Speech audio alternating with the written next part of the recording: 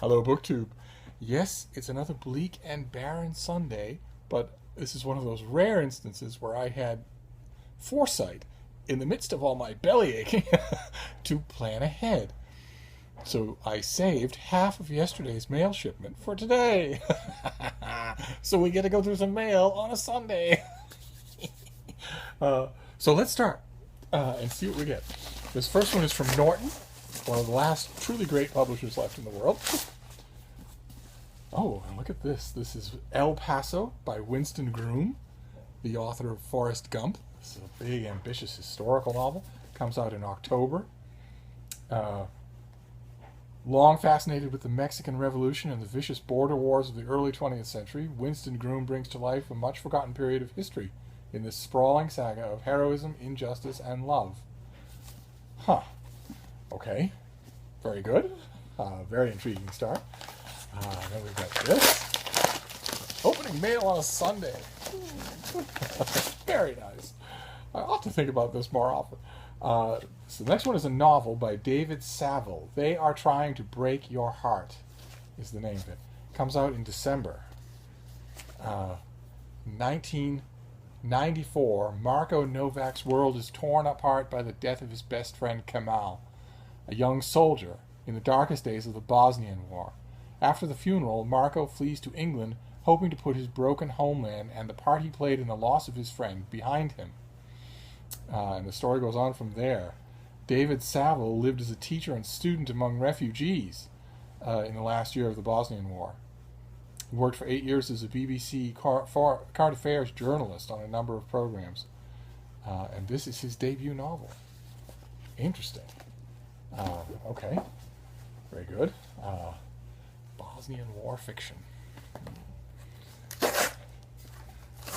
Won't exactly be celebratory, but I don't think I've ever read much Bosnian War fiction. Okay, this next one is a thing I don't know. It's by Jeremiah Tower. It's called Table Manners. The subtitle is How to Behave in the Modern World and Why Bother. Table Manners is an entertaining and practical guide to manners for everyone and every occasion, whether you are a guest at a potluck, or the host of a dinner party, a patron at your local bar, or an invitee at a state dinner. This book tells you exactly how to behave, what to talk about, what to wear, how to eat. Good luck with that. So this comes out in October, and it will be just as pointless then as it is now. We live in an age in which a group of young women were invited to the White House to meet the President of the United States and wore sundresses and flip-flops. And when the press called them on it and said, "Is that really how you want to dress to go to the White House and meet the President?" Public opinion was enormously on their side. Be you. You do you. I was at the post office the other day. I was behind a guy in line who was wearing his pajamas.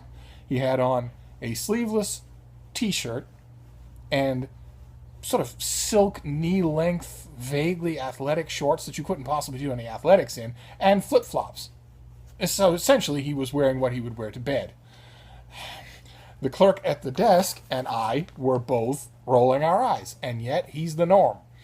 So that thing comes out in late October, and then in November, the rudest person on the face of the earth becomes elected President of the United States in the biggest landslide in 30 years. What happens to ordinary civility then? What happens to table manners then? Anyway, sorry. Oh, that was a little storm of a rant, wasn't it? Let's move on, shall we? What's this next one? Turn of the Tortoise, The Challenge and Promise of India's Future by T.N. Ninan. It's just an advanced copy, so there's nothing really for you to look at here. There is a picture, a tiny picture on the back of what the cover will look like. This thing comes out in January, so it's another 2017 book. Though India is the third largest contributor to global economic growth, it is troubled by slow economic reform and poor standards of governance that make it difficult to do business. Turn of the Tortoise considers the social, economic, and political forces that helped to rise of Prime Minister Narendra Modi and the risks of constitutional liberalism yielding space to an illiberal democracy.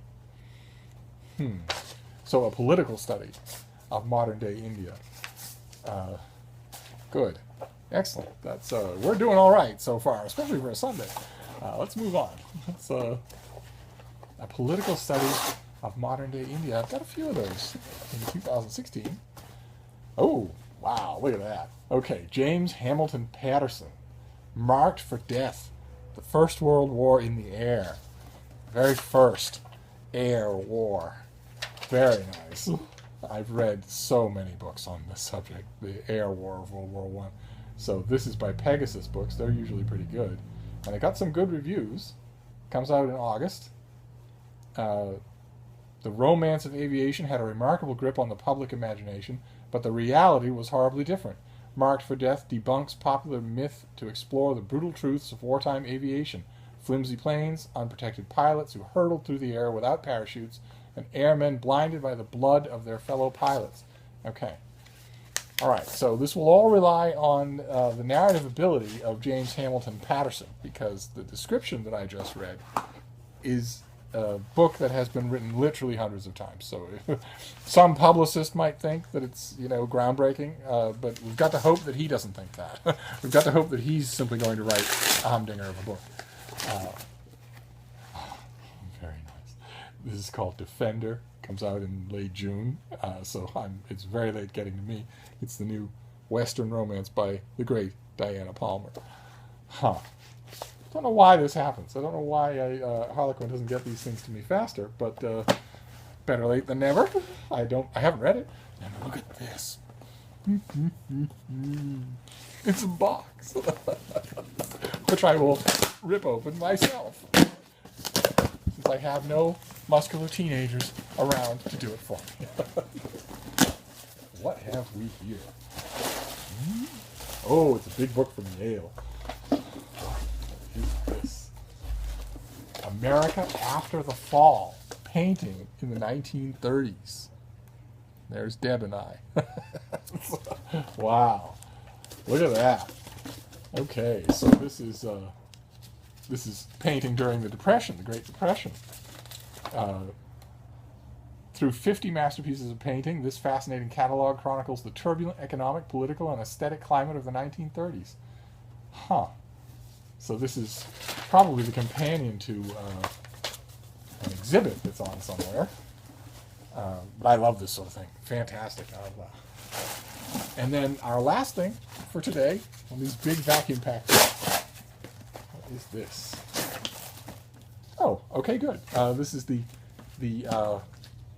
slightly mangled, finished copy of Joanne Fletcher's The Story of Egypt. We saw this earlier in this channel in an advanced copy.